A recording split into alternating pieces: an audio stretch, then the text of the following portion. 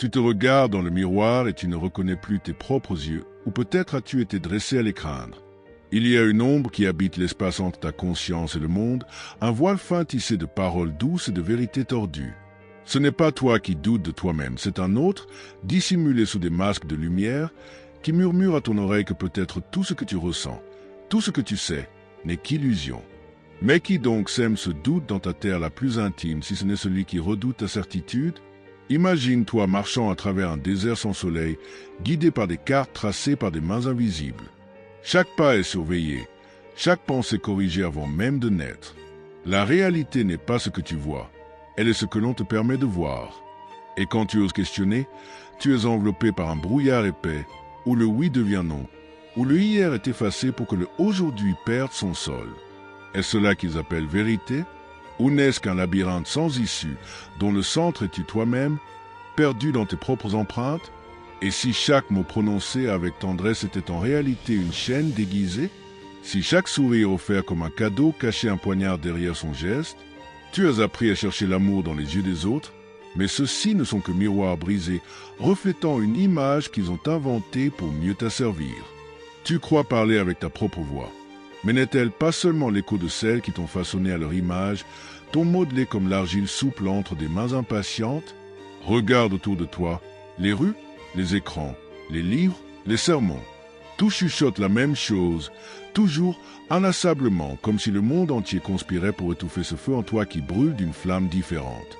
On t'a dit ce que sentir, ce que penser, ce que désirer. Et toi, dans ton silence tremblant, tu as obéi. Mais qu'est-ce donc que l'obéissance si ce n'est la forme la plus subtile du suicide? Combien de fois as-tu étouffé ton cri sous le poids d'un mensonge bienveillant?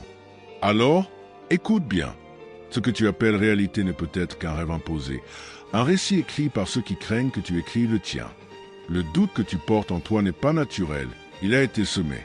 Et comme toute graine, elle attend, tapie dans l'obscurité, qu'un souffle ancien vienne la réveiller. Peut-être cet instant est-il venu. Peut-être ici et maintenant. Tandis que ces mots dansent devant tes yeux, quelque chose en toi va-t-il se rompre et de cette rupture naîtra une clarté longtemps refusée. Mais es-tu prêt à voir ce que se cache derrière le voile? Toi qui écoutes, sans même savoir si tu écoutes vraiment, n'es-tu pas toi-même le fruit d'une longue série de trahisons silencieuses? Celles qui ne laissent aucune cicatrice visible, mais qui rongent l'âme comme un ver dans une pomme mûre. Tu as été façonné non par amour, mais par peur, celle qu'ils avaient de toi, de ce que tu pourrais devenir si jamais tu te reconnaissais tel que tu es. Et maintenant, chaque fois que tu t'interroges sur ta propre réalité, tu es leur œuvre achevée, un esclave à la chaîne invisible, croyant marcher librement alors qu'il porte ses fers depuis le berceau. Ils ont dit ton nom avec douceur, mais derrière ces syllabes résonnait une condamnation. Ils ont appelé cela éducation. Mais n'était-ce pas plutôt une effraction? Une intrusion silencieuse dans les couloirs secrets de ton esprit, où ils ont semé des graines de doute, des fleurs empoisonnées qui se sont épanouies dans l'ombre de tes pensées les plus intimes. Et aujourd'hui, quand tu tentes de penser par toi-même, ces fleurs murmurent, elles tissent leurs racines autour de ta volonté et t'offrent un reflet déformé de toi-même. Ce reflet, crois-tu qu'il soit le tien, ou est simplement celui qu'ils ont besoin que tu vois? Regarde-toi. Non. Regarde encore plus profondément. Derrière les mots que tu choisis, derrière les gestes que tu crois spontanés, il y a un autre regard, une autre main qui guide la tienne. Tu as appris à interpréter tes propres émotions comme s'il s'agissait de signaux envoyés par un étranger. Tu as appris à remettre en question tes souvenirs, tes sensations, ton instinct. Est-ce donc cela, la lucidité, ou bien la dernière étape de ton effacement? Car lorsqu'on commence à douter de soi, on finit par oublier jusqu'à l'existence de sa propre voix. Et lui, l'autre, celui qui t'a fait croire que tu étais fou, que tu avais mal vu, mal entendu, mal ressenti, n'est-il pas lui-même prisonnier du même piège? N'a-t-il pas aussi été manipulé, programmé, brisé avant de pouvoir se relever? Peut-être, mais cela ne rend pas son geste moins cruel. Au contraire, il perpétue la chaîne, étant la toile, reproduit le modèle. Et toi, au cœur de cette spirale, tu tournes en rond, cherchant une issue là où il n'y a que miroir déformant. Le pire, vois-tu, c'est que personne n'a décidé cela sciemment. Personne ne t'a menti avec intention. Le mensonge est bien plus insidieux. Il vit dans les silences, dans les regards, dans les phrases à double font prononcer sans effort, comme si elles étaient naturelles. Tu as aimé ceux qui t'ont blessé. Tu as cru en ceux qui t'ont trompé. Et aujourd'hui, tu continues à chercher leur approbation, comme si elle pouvait guérir la plaie qu'elle a elle-même infligée. Mais comment espérer être reconnu par ceux-là même qui ont besoin que tu restes aveugle? Comment demander à ton bourreau de te montrer la lumière alors qu'il a tout intérêt à maintenir l'obscurité? Tu es coincé entre deux forces, l'amour que tu portes encore et la vérité que tu refuses de voir. Et cette tension, cette douleur sourde qui te noue l'estomac, n'est-ce pas précisément cela, le vrai poison du gaslighting? Non pas le mensonge, mais l'incapacité de savoir si tu as le droit de le dénoncer. Le monde entier semble conspirer contre toi, et pourtant, il ne s'agit pas d'un complot.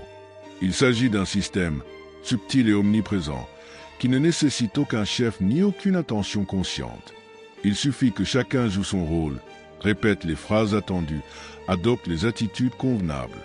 Et toi, au milieu de cette chorégraphie silencieuse, tu danses sans même savoir que tu danses. Tu colores ta réalité selon les tons qu'on t'a imposés.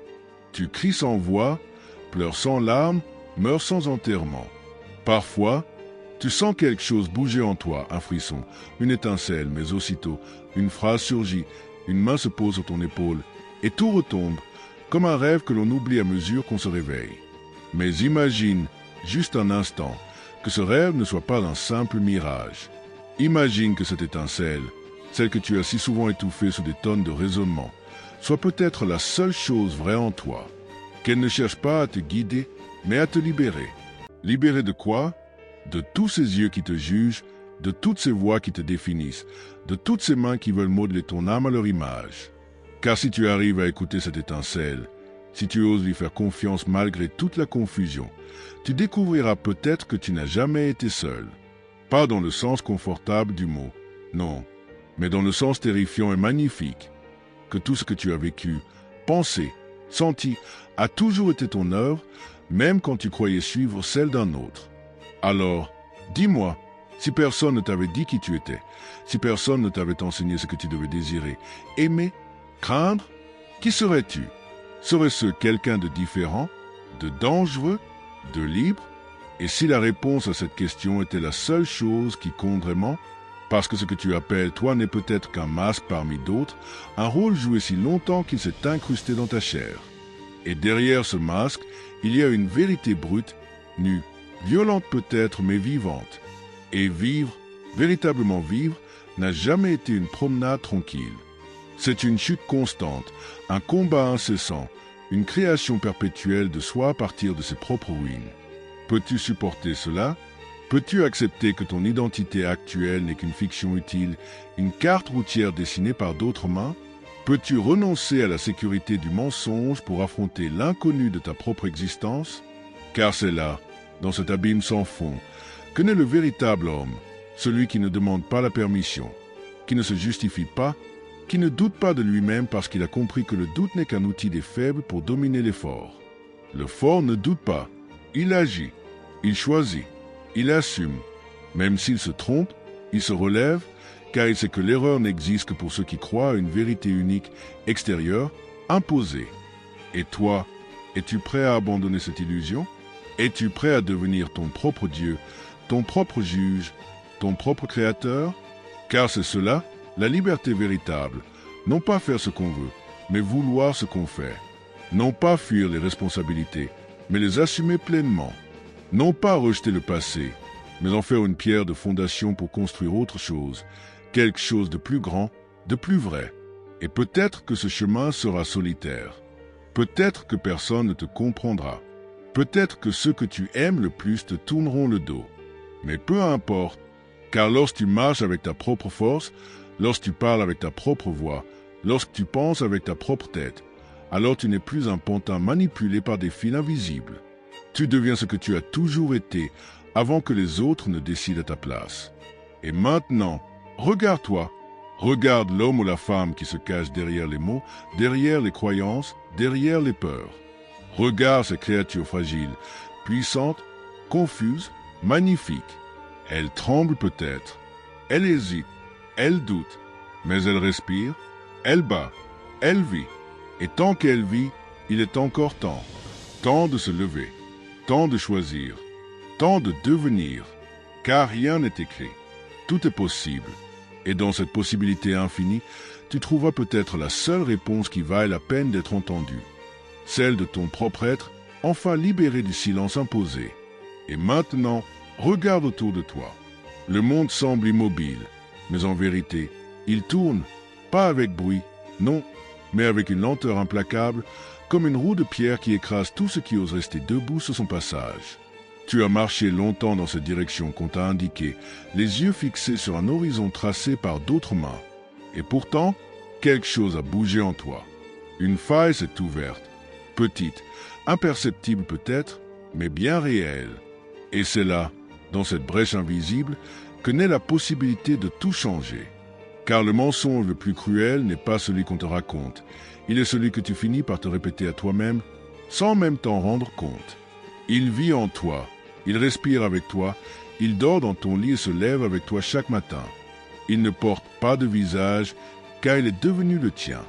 Mais si tu oses y poser les yeux, si tu acceptes de le regarder en face, tu comprendras qu'il n'a aucun pouvoir, sauf celui que tu lui donnes. Et alors, peut-être, sentiras cette douleur profonde, celle que ressentent tous ceux qui découvrent qu'ils ont vécu une partie de leur vie dans l'ombre d'un autre. Ne fuis pas cette douleur. Elle est nécessaire. Elle est sacrée, car elle est la preuve que tu es encore vivant, que ton âme n'est pas totalement endormie sous les couches du faux confort.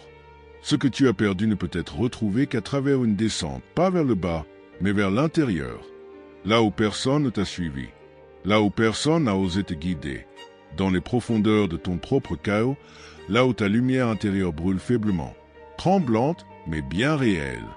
Tu as été programmé pour douter de toi. C'était la condition nécessaire à ton asservissement. Mais maintenant que tu sais cela vraiment, profondément, peux-tu continuer à vivre comme avant? Peux-tu sourire au même visage, écouter les mêmes voix, croire au même récit, alors que tu as entrevu l'autre côté du miroir? Non, quelque chose a changé.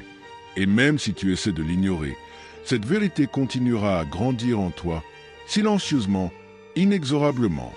Alors je te dis ceci, relève-toi, pas pour fuir, pas pour combattre, mais pour choisir.